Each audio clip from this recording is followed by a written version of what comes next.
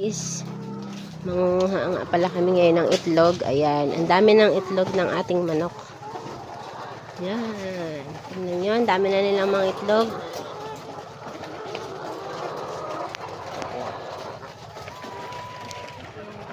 Wow, dami na nila.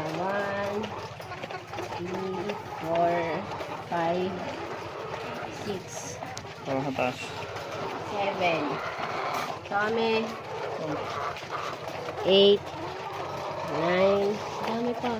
10, 11, 12, 13, 14, 15, 16, 17, 18, 19, 20, 21, 22, 23,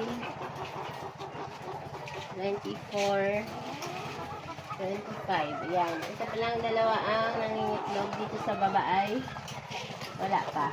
Yan. Yan. 25.